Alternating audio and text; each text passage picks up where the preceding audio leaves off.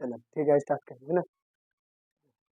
अब यहाँ पर देखो, वास्तविक संख्या पढ़ना है हमें 10वां क्लास का पहला चैप्टर, जो वास्तविक संख्या है।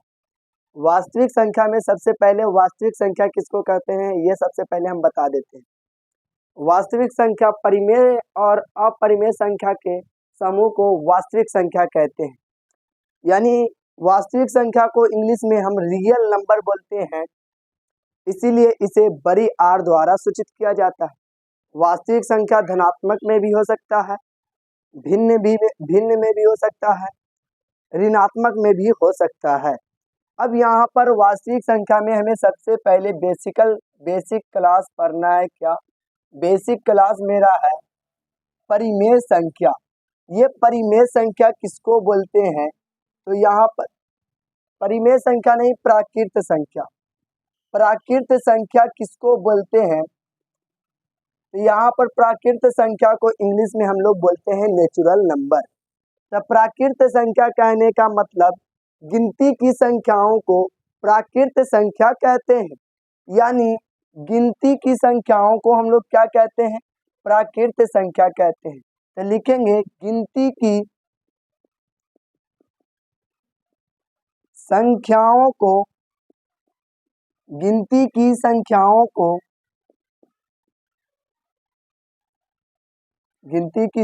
को प्राकृत संख्या बोलते हैं।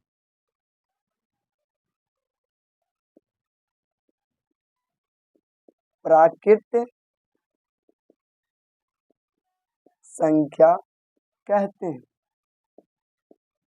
प्राकृत संख्या को इंग्लिश में हम लोग नेचुरल नंबर बोलते हैं, इसलिए इसे बड़ी एन द्वारा सूचित किया जाता है।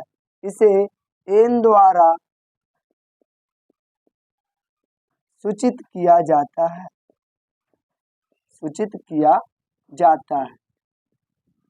यानी ये सिर्फ भगवान द्वारा दिया गया नंबर को ही हम लोग क्या कहते हैं, प्राकृत संख्या कहते हैं। आजकल हम देखते हैं कि जाहिल लोग भी 1 2 3 4 5 6 7 8 9 10 भी जानते हैं। यानी ये भगवान द्वारा दिया गया नंबर को हम क्या बोलते हैं, प्राकृत संख्या। यानी इसका एग्जाम्पल हो जाता है 1 2 3 4 5 dot dot dot dot dot infinite. यानी इसके बीच में 10 भी है, 11 भी है, 12 भी है, 20 भी है, 40 भी है। यानी जितना इसके अंदर खोजेंगे सब रहेगा। अब यहाँ पर तुम्हारा 10वां क्लास में सबसे पहला क्वेश्चन क्या कहता है कि सबसे छोटी प्राकृत संख्या क्या है। 1 नंबर का क्वेश्चन रहता है, इसमें सबसे छोटा क्या है, तो 1 है। तो लिखेंगे सबसे छोटी प्राकृत संख्या। सबसे छोटी प्राकृत संख्या, सबसे छोटी प्राकृत संख्या 1 है। यानी सबसे छोटी प्राकृत संख्या कितना है, 1 है। कोई दिक्कत की बात नहीं ना। ऑप्शन में कभी कभी दे देता है कि निम्नलिखित में कौन सबसे छोटी प्राकृत संख्या है। ऑप्शन ए में देता है 1 2 0 5। तो यहाँ पर कितने लोग बच्चे मार के आ जाते हैं, 0 मार कर आ जाते हैं, जबकि 0 एक पूर्ण संख्या है। और यहाँ पर पूर्ण संख्या यानी सबसे छोटी पूर्ण संख्या 0 है। अब पूर्ण संख्या किसे कहते हैं, तो पूर्ण संख्या के परिभाषा अभी जस्ट लिखवा रहे हैं। पूर्ण संख्या है क्या, इसको पूर्ण संख्या को इंग्लिश में होल नंबर हम लोग बोलते हैं। तब पूर्ण संख्या प्राकृत संख्या के परिवार में 0 को शामिल कर लिया जाता है, उसे पूर्ण संख्या कहते हैं। यानी कहने का मतलब क्या, प्राकृत संख्या के परिवार में, प्राकृत संख्या के परिवार में शून्य को, यानी शून्य कहने का मतलब 0 को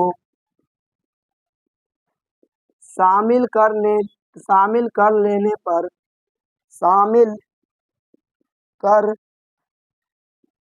लेने पर जो नई संख्या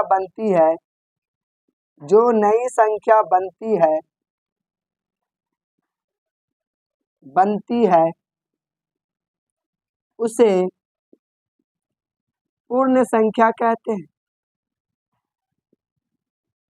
पूर्ण संख्या कहते हैं।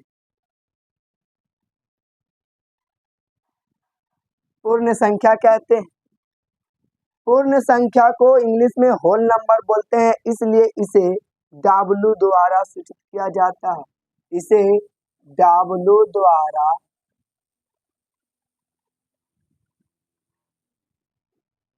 सूचित किया जाता है। यानी क्या ये डिफरेंशन में ही, ये तुम्हारा परिभाषा में ही एग्जाम्पल छुपा हुआ रहता है, यानी क्वेश्चन का आंसर परिभाषा में ही छुपा हुआ रहता है। तो यहाँ पर पूर्ण संख्या किसे कहते हैं, तो प्राकृत संख्या के परिवार में शून्य को शामिल कर देने पर जो नई संख्या बनती है उसे पूर्ण संख्या कहते हैं। इसे W द्वारा सूचित किया जाता है, यानी इसमें जीरो को शामिल कर देना, यानी प्राकृत संख्या के परिवार में। तो प्राकृत संख्या के परिवार देख रहे हो, सिर्फ जीरो का लेकर आएंगे तो बनेगा 0 1 2 3 4 dot dot dot dot dot, इसी तरह तुम्हारा हो जाएगा इनफाइनाइट तक। अब यहाँ पर तुम्हारा सवाल मैट्रिक में क्या करता है कि सबसे छोटी पूर्ण संख्या कौन है, तो यहाँ सबसे छोटी पूर्ण संख्या तुम्हें क्या नजर आ रहा है, 0। तो यहाँ पर हो जाएगा पहले, यानी यहाँ पर तुम्हारा क्वेश्चन, ये तुम्हारा जो बढ़ रहा है ये इम्पोर्टेंट क्वेश्चन पूछ रहा है, यानी हर एग्जाम में, यानी 10वीं क्लास में इम्पोर्टेंट होता है सबसे छोटी प्राकृत संख्या या सबसे छोटी पूर्ण संख्या। ये बहुत ज्यादा तुम लोग के लिए इम्पोर्टेंट है, 1 नंबर का ऑब्जेक्टिव यहाँ से रहता है। तो सबसे छोटी पूर्ण संख्या क्या होगी, सबसे छोटी पूर्ण संख्या क्या होगी, तो सबसे छोटी पूर्ण संख्या तुम्हारा क्या है, यहाँ पर नजर आ रहा है, सबसे छोटा 1 है कि 0 है, तो सबसे छोटा 0 है, इसलिए सबसे छोटी पूर्ण संख्या तुम्हारा क्या हो जाएगा, 0 हो जाएगा, यानी 0 है। अब यहाँ पर कहीं कहीं सवाल करता है कि सबसे छोटी, यानी सवाल क्या करता है कि सबसे छोटी पूर्ण संख्या और सबसे छोटी प्राकृत संख्या का योगफल कितना होगा, यानी ये 10वीं क्लास में सवाल देखा गया है। यहाँ पर अगला सवाल कर सकता है कि सबसे छोटी पूर्ण संख्या और छोटी प्राकृत संख्या का योग कितना होगा, छोटी प्राकृत संख्या का योग कितना होगा, नजर आई है, ऐसा नजर आ रहा है, दिक्कत की बात नहीं ना। अब यहाँ पर क्या बोल रहा है कि सबसे छोटी पूर्ण संख्या और सबसे छोटी प्राकृत संख्या का योग कितना होगा, ये 10वीं क्लास का सवाल, यानी अभी देखा नहीं गया है, हो सकता है कि पूछ दे तो हम लोग छोड़कर आ जाएंगे, नहीं ना।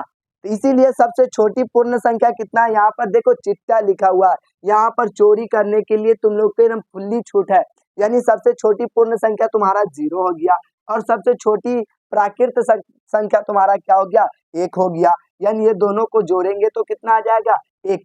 कभी कभी बोल देता है कि सबसे छोटी पूर्ण संख्या और सबसे छोटी प्राकृत संख्या का गुणनफल कितना होगा, तो सबसे छोटी पूर्ण संख्या और सबसे छोटी प्राकृत संख्या का गुणनफल मेरा 0 आता है। यानी तुम्हारा सवाल अगला क्या बोल सकता है कि छोटी पूर्ण संख्या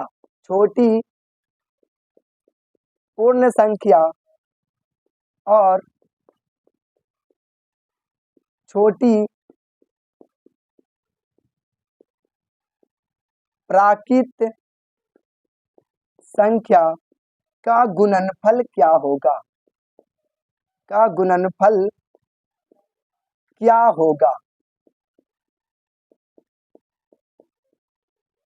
यहाँ पर सबसे छोटी पूर्ण संख्या बोला है, तो सबसे छोटी पूर्ण संख्या अभी बोले हैं 0 होता है, तो सबसे छोटी पूर्ण संख्या 0 और इसके बाद सबसे छोटी पूर्ण प्राकृत संख्या तुम्हारा अभी जस्ट बोले हैं कुछ देर पहले 1 होता है। ये दोनों को गुना करने के लिए बोला है, तो गुना करेंगे तो 0 में कुछों से गुना करेंगे दोस्त 0 हो जाएगा, इसीलिए तुम्हारा क्या हो जाएगा, 0 गुने 1 क्या हो जाएगा, 0। यही तुम्हारा ऑप्शन में कहीं ना कहीं होगा। इस तरह का प्रश्न अगर आ जाए तो तुम लोग छोड़कर नहीं ना आओगे, इसीलिए अच्छे से पढ़ो। कहा जाता है मंजिल मिले या ना मिले ये मुकद्दर की बात है, हम कोशिश ही ना करें ये तो गलत बात है। और इसी पर एक और शायरी है कि रख हौसला वो मंजर भी आएगा, प्यासे के पास चलकर समंदर भी आएगा। रख हौसला वो मंजर भी आएगा, प्यासे के पास चलकर समंदर भी आएगा।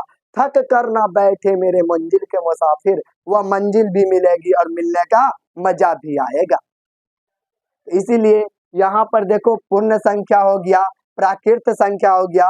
अब इसके बाद हम पढ़ाने वाले हैं इंटीजर नंबर, यानी जिसको हम लोग हिंदी में बोलते हैं पूर्णांक संख्या। पूर्णांक संख्या हम कहते हैं ऋणात्मक अनगिनत से लेकर धनात्मक अनगिनत तक के संख्या को पूर्णांक संख्या बोला जाता है। इसे आई द्वारा सूचित करते हैं क्योंकि इसको इंग्लिश में हम इंटीजर नंबर बोलते हैं। तो पूर्णांक संख्या को दो भागों में बांटा गया है, एक धनात्मक पूर्णांक, एक ऋणात्मक पूर्णांक। जस्ट ये वाला अभी मिटाने वाले हैं, इसीलिए कुछ देर के लिए हम छोड़ देते हैं ताकि तुम लोग उतार सको। 2 मिनट के लिए समय है।